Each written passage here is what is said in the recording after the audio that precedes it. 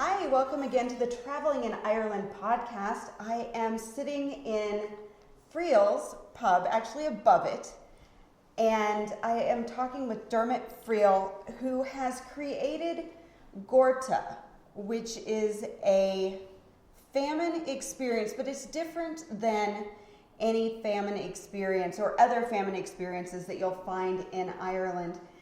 And one of the big things I think that makes it different is the fact that it's in Northern Ireland. And when people think of the famine or An Gorta Mór or the big hunger in Irish, they always think of almost the Midlands of the country of Ireland. So I'm really excited to have this little chat with Dermot today and talk a little bit about what he has created here as well as his historic pub. So Dermot, thank you so much for joining me today, for having this wee little chat. I know you've had a very busy day, so I really appreciate your time.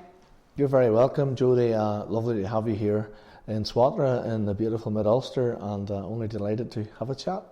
So we are sitting in Gorta, which is situated in what used to be your family home above your pub. Yeah, that's correct. And we're in the drawing room, which you were telling me was so funny that as a child you would never have been in this room. No, definitely. It was a good room. It's a good room. Most Irish houses, some had a good room that you weren't really allowed into, unless your mum was looking you to do chores as a kid. You'd be hidden there because nobody would ever find you. So I wanted to make sure we stopped by here during this trip because I kind of, when I read that you had opened this experience, and it hasn't been open terribly long, right? It's opened there on the 5th of September 2024, and the reason we picked that date is because that's the date that my great-grandfather John Edward Friel bought the pub in 1903 on the 5th of September. So this is pretty new. Yeah. And it's, like I said, it's talks about the soup kitchen, which there's not another. It's the only soup kitchen famine experience on the island of Ireland. And like I said, when people think of the famine, they really do think more of the Republic. Yes. Uh-huh. So this is a very unique experience in two ways. Yes. So can you share a little bit about it? What caused you to want to tell this story? Yeah, well, in the early 90s we discovered the famine pot on site here, and it used to sit out in the beer garden for years, and basically we had a crane and some pots and sitting about a little display, but people would have put rubbish in it. It wasn't really great, and then basically my wife's uncle, a gentleman called P.J. Lagan, gave me a book called The Parishes of Londonderry 1835 to 1837, and which talked a lot about the local parishes within the county. And basically there was a couple of pages on Swatragh, and there was a lot of chat and a lot of detail about a certain Dr. Mooney, who was the go-to man in the local area, and someone found an urn of bones in a field, a farmer, and it was taken to Dr. Mooney to see what he thought.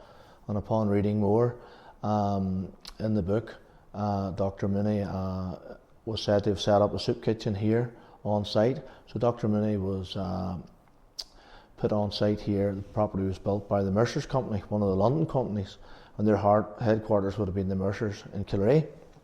And what did that company do?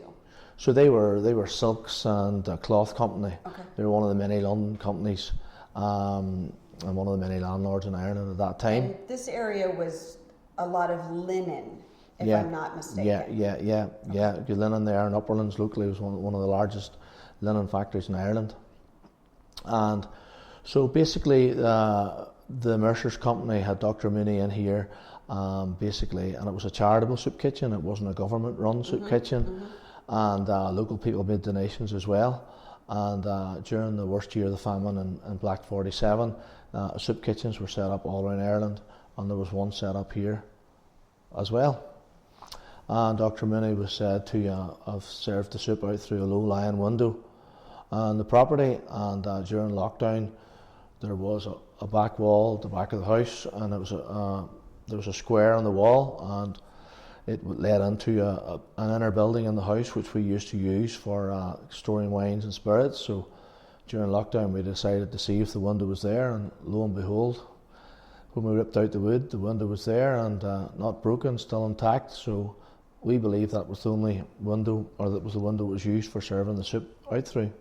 Because in that room is I don't know, half in ground, and then the window is just above the ground on the outside. Yeah, if you're it's low inside and upper outside. Yeah, low inside, and if you have to stoop down to the window when you're outside, you know. So we worked with, so I would work a lot with the local tourism authorities within Mid-Ulster Council, and they guided me on to, there was research available with Invest Northern Ireland, and so we had a voucher to research Friels as a possible cultural heritage and tourism offering within Mid-Ulster. That led us on to another voucher, and the stage lockdown had happened, and I was in touch with a guy called Kieran Riley, who's a famine historian, and he sits in the National Famine Board in Strokestown. And Kieran had informed me that the famine soup kitchens in Ireland, you know, was a very unique project, and he would be delighted to carry out the research on it. And he said because there was no famine exhibit within the island telling just bespoke about the famine soup kitchens. So that's what we've created here, and Kieran and a colleague done a lot of research on the famine in the Mid-Ulster local area here and the famine soup kitchens in Ireland, and we believe that we're telling that story now to local and international visitors.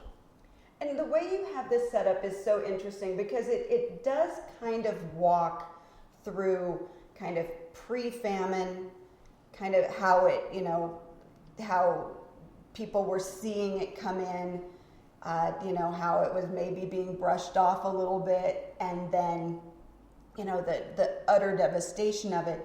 You kind of walk through the house and walk through the story, and it's in storyboards, and there are some audios and some visuals and things like that. So it's very easy to understand, very easy to digest, which makes it, I think, an ideal spot. And it's not huge, so you can go through in, you know, half an hour or so. Yeah. So it's not a huge all day spot, but it is a very it's easy to digest, like I said, which makes it, I think, a very moving experience, a very understandable experience.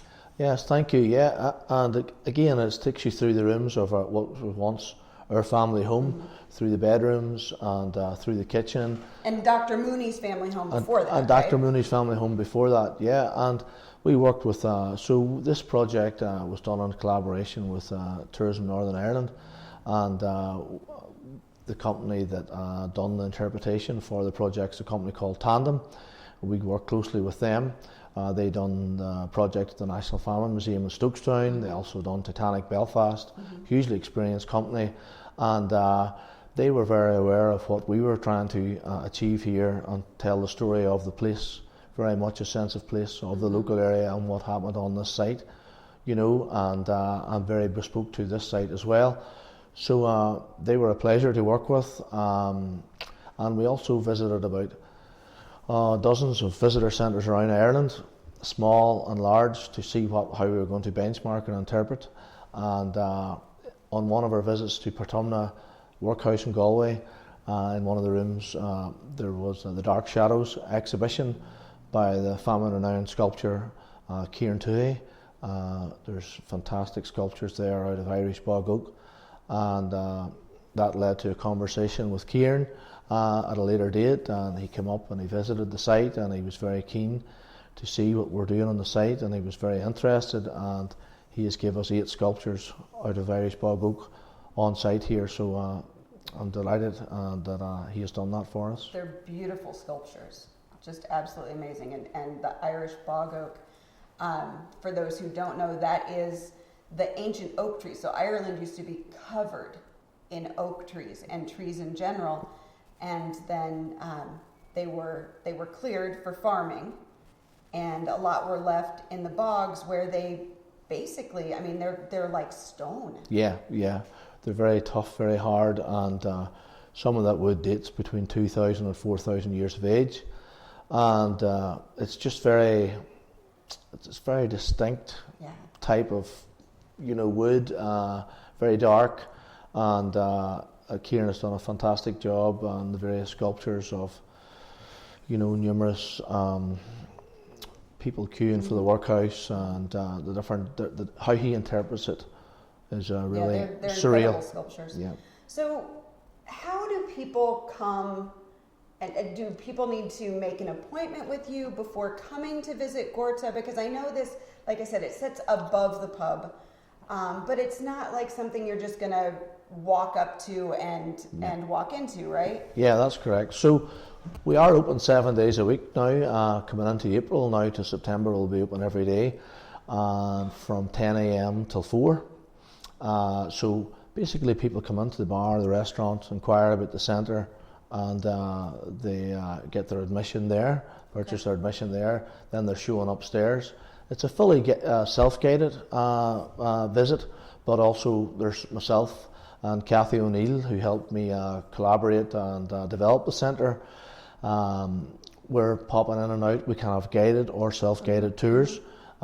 Kathy runs her own Emigrant's Walk up the local Cairn Mountain. It's a 2.5 hour short hike.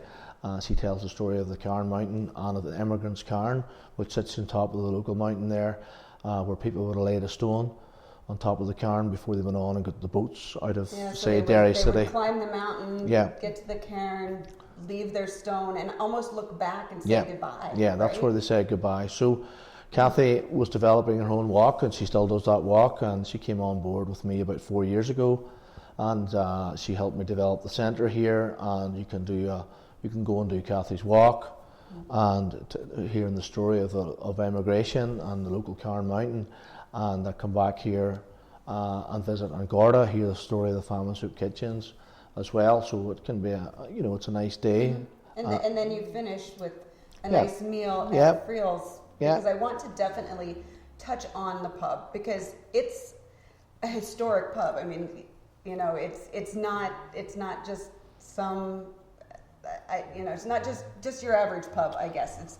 It's a very historic building, a historic pub downstairs, yeah? Yeah, well, I'm slightly biased, to be honest, because I've worked in it all my life. So I'm fourth generation. It was bought, as I said earlier, in 1903 by my great-grandfather, John Edward Friel, handed down the years to his son, John Edward Friel, who used to live on the property with his family, and then it was handed on to my father, James Friel, who unfortunately died at a young age at 38, but he married my mother, Maura Quigg, and she was from a long line of from a publican background as well. She was the oldest of 10.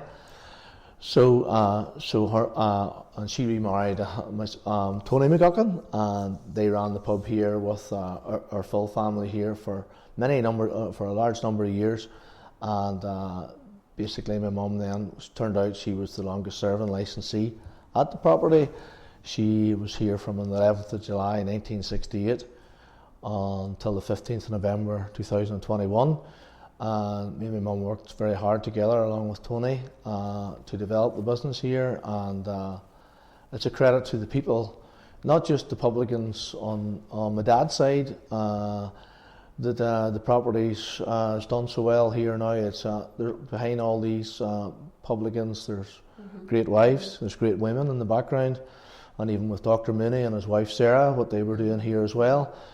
So I've went on to develop the property here, and I run the property here with my wife Katrina, and she's worked in the business this last 20 years, and it's very much a family business. We have 7 kids, and 5 of the kids would work part-time within the business, and we see ourselves as key holders. Unfortunately, I had to take on the property at a young age, 18, and I was by no means ready for it at that time. But I see myself very much as a key holder here, as the Friels before me, and some of my children might take the property on down the line. Maybe that's up to themselves. But it's been an experience, plenty of ups and downs. But the pub's only as good as my mum always said. It's only as good as the people in it. So if you've good customers, you've got good business, good clientele, and we've got a we get very well supported here locally and in the surrounding 20-mile radius of the village here, and we now we've opened the Gorta Visitor Centre basically to make the pub a bit more sustainable as well, because we're busy at the weekends. It was quiet through the week, although we're on a main road from Portrush. It's the main A29 road runs. It's the longest road in Northern Ireland. Runs from Portrush to Newry. But we've tried to evolve over the years, innovate. We've got a small motorhome park at the back of the property as well, where people can camp, stay for the night with full facilities, electric hookups and stuff like that. And we're doing shepherd's huts now in May, with 3 shepherd's huts coming for accommodation. That's glamping, right? Yes, glamping, yeah, Nice. yeah. So we've had to innovate here, and basically evolve the business and make it somewhere for someone to stop. And yes, it's very much an authentic Irish pub, but with a visitor centre attached. Very nice. Well, I want to thank you, Dermot. Like I said, I know you took time out of a very busy day in the village today to talk to me, and I really, really appreciate it. I think that what you've done here with Gorta is just phenomenal, and it's a terrific stop, especially if somebody is up. I mean, you're not that far from Derry, so and you're into the Sperrins and beautiful area up here, so definitely worth the day trip out to explore. Thank you very much, Jodie. I'm delighted to have you, and I hope you enjoy your lunch. Thanks. If you are looking to add Friels and Gorta to your Ireland itinerary, don't forget to grab the free Ulster overview at IrelandFamilyVacations.com/Ulster, ULSTER.